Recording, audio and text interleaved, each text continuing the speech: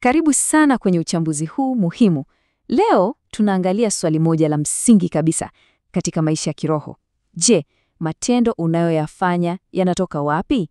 Unajua, kuna tofauti kubwa sana kati ya matendo yanayozaliwa na imani ya kweli na yale ambayo ni juhudi tu za kufuata sheria. Kuelewa hili, inaweza kubadilisha kila kitu. Sasa, nataka uelewe jambo hili la msingi kabisa. Imani yenyewe ina matendo yake. Sikia vizuri. Na ukiona unasema mimi ninayo imani, lakini bado unaanza kwenda kutafuta matendo huku na kule, basi hapo ujue hauna imani ya kweli. Kwa nini? Kwa sababu imani hai, imani ya kweli inazaa matendo. Yaani ni kifurushi kimoja. Ni single package, sio vitu viwili tofauti. Hebu fikiria hivi. Mtu anayeshika imani kwa mkono wa kushoto, halafu anaanza kuhangaika kutafuta matendo kwa mkono wa kulia. Huyo kwa kweli imani yake haizai, imekufa. Lakini ukiwa na imani hai, yenyewe inazaa matendo yake bila wewe kuhangaika hata kidogo. Okay, kwa hiyo safari yetu ya leo itakuwaje? Tutaangazia mambo matano muhimu. Kwanza, tutaweka wazi kwamba imani inamiliki matendo yake. Pili, tutatumia mfano wa Ibrahim kama ushahidi wetu mkuu. Tatu, tutaona tofauti kubwa iliyopo kati ya imani na sheria. Nne, tutachambua jinsi hii inavyotengeneza aina mbili tofauti kabisa za watu. Na mwisho kabisa, tutahitimisha kwa kuangalia jambo muhimu kuliko yote, chanzo halisi cha kila tendo. Okay, kwa hiyo, hebu tuzame ndani zaidi kwenye wazo hili la msingi kwamba imani ya kweli haitengani na matendo yake. Yaani, imani ndiyo chanzo chenyewe, ndiyo mama anayezaa hayo matendo. Hili ni jambo la msingi ambalo lazima tulielewe sawasawa. Na maandiko yenyewe yanaweka msingi huu wazi kabisa. Sikiliza anachosema Yakobo. Anasema vivyo hivyo na imani isipokuwa ina matendo imekufa nafsini mwake. Angalia, anasema imekufa. Hii inamaanisha nini? Kwamba imani ambayo haizai matendo yake yenyewe, hiyo si imani hai. Ni kama mwili usio na roho.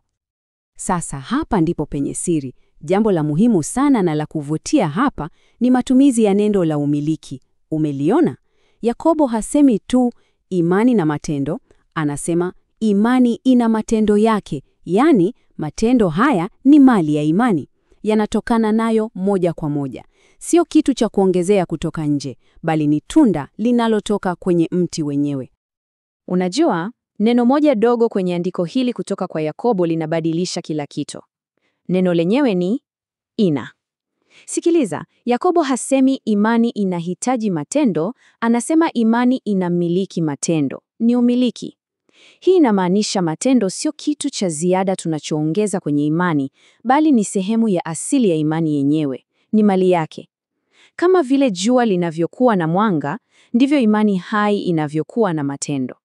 Huwezi kuwa na imani ya kweli isiyokuwa na matendo, kama vile ambavyo huwezi kuwa na moto usiokuwa na joto. Vinaenda pamoja. Imani hai lazima izalishe matendo, ni asili yake.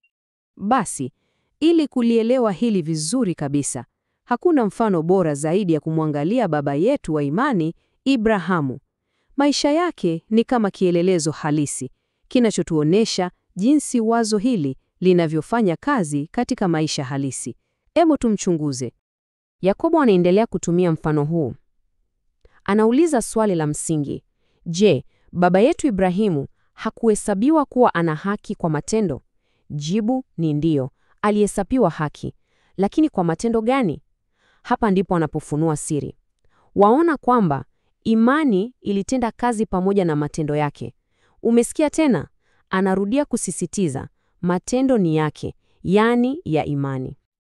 Kwa hiyo, hoja muhimu na ya msingi ni hii. Andiko linaunganisha tendo lile la ajabu la Ibrahimu la kumtoa Isaka moja kwa moja na imani yake. Fikiria, hayo hayakuwa matendo ya sheria, kwa sababu Torati ilikuwa haijatolewa bado. Hayakuwa matendo ya kujionyesha, yalikuwa ni matendo yake, yani matendo ya imani. Sasa, hapa lazima tujiulize swali la muhimu sana. Hilo tendo kuu la kumtoa Isaka madhabahuni, chanzo chake hasa kilikuwa nini? Lilitoka wapi? Je, lilitokana na wema wake mwenyewe Ibrahim? au kulikuwa na sheria fulani iliyokuwa inamuongoza? Na shukrani kwa maandiko, jibu liko wazi kabisa, halina ubishi. Kitabu cha Waebrania kinatupa jibu moja kwa moja. Kwa imani, Ibrahimu akamtoa Isaka. Chanzo cha tendo lile kilikuwa ni imani, na imani peke yake. Hakuna sheria iliyomtuma, hakuna amri ya kibinadamu. Ilikuwa ni imani yake ikitenda kazi. Basi, kutokana na hili, tunapata ufafanuzi wetu wa kwanza na muhimu zaidi. Matendo ya imani ni nini? Ni yale matendo ambayo yanazaliwa moja kwa moja kutokana na imani yenyewe. Yanachipua tu kama tunda kwenye mti wenye afya. Hayahitaji msukumo wa sheria yoyote ile. Ni matokeo ya asili ya kuwa na imani hai. Na ili kuthibitisha hili zaidi, angalia Warumi inavyosema. Uhusiano mzima wa Ibrahimu na Mungu, pamoja na ahadi zote alizopewa, haukujengwa juu ya msingi wa kufuata sheria. La hasha. Ulijengwa juu ya haki aliyoipata kwa imani. Unaona? Imani ilitangulia sheria na ni mfumo tofauti kabisa. Sawa, nadhani sasa tumeelewa vizuri kuhusu matendo ya imani. Hebu sasa tugeukie upande wa pili wa sarafu, matendo yanayotokana na sheria. Huu ni mfumo mwingine kabisa na ni muhimu sana kuona tofauti iliyopo kati ya hivi vitu viwili. Sasa, matendo ya sheria ni yapi? Haya ni matendo yanayofanywa kwa lengo moja tu, kujaribu kutii amri zilizoandikwa, hasa Torati. Chanzo cha matendo haya sio imani iliyo ndani ya mtu, bali ni sheria yenyewe iliyo nje. Ni jaribio la mwanadamu kujipatia haki kwa kufuata kanuni na masharti. Na andiko hili kutoka kwa Wagalatia linaweka mpaka wazi kabisa. Paulo anatofautisha kabisa mfumo wa sheria na mfumo wa imani. Ni vitu viwili tofauti kabisa vinavyofanya kazi kwa kanuni tofauti. Anasema waziwazi, Torati haikuja kwa imani, havichanganyiki. Unajua, kanuni ya sheria ni rahisi na ya moja kwa moja. Fanya haya na utaishi. Ni mfumo unaotegemea utendaji wako wewe mwanadamu. Yaani, unapimwa kwa kile unachokifanya, sio kwa kile unachokiamini. Ni mfumo wa utendaji, wa performance. Sasa, hii mifumo miwili tofauti ya matendo, mmoja unaotoka kwenye imani na mwingine unaotoka kwenye sheria, inaonekanaje katika maisha yetu ya kila siku? Ukweli ni kwamba inazalisha aina mbili tofauti kabisa za watu. Na hebu tuangalie tofauti hii kwa uwazi. Upande mmoja, tuna mtu wa mwilini. Kwa ndani bado ni muovu, lakini anazuiliwa na sheria asitende dhambi. Yaani, anaogopa kuvunja sheria. Kwa hiyo, matendo yake mema yanazaliwa na hofu ya adhabu ya sheria. Lakini, upande mwingine, tuna mtu aliye na Yesu. Utu wake wa kale ulisulubishwa. Haepuki dhambi kwa sababu anaogopa sheria, bali kwa sababu amekufa kwa dhambi. Utakatifu wake unazaliwa na imani katika kile Kristo alifanya msalabani. Na huu hapa ndio msingi wa kimaandiko kwa mtu huyu aliyebadilishwa. Uhuru wake kutoka kwenye utumwa wa dhambi hautokani na yeye kujitahidi kushika sheria.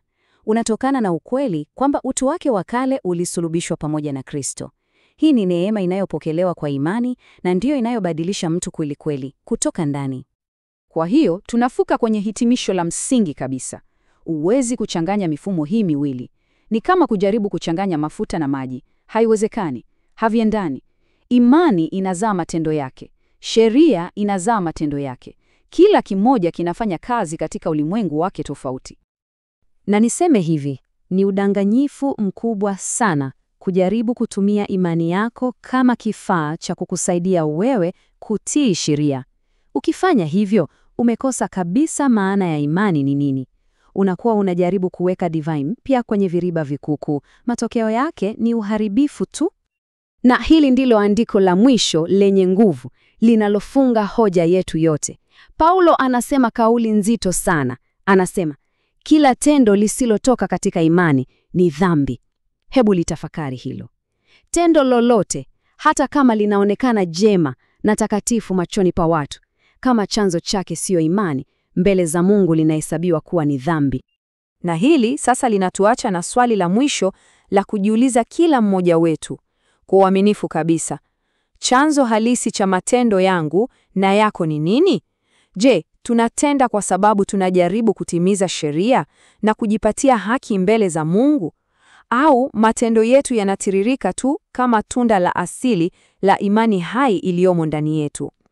Hilo, ndugu yangu, ndilo swali la msingi linaloamua kila kitu.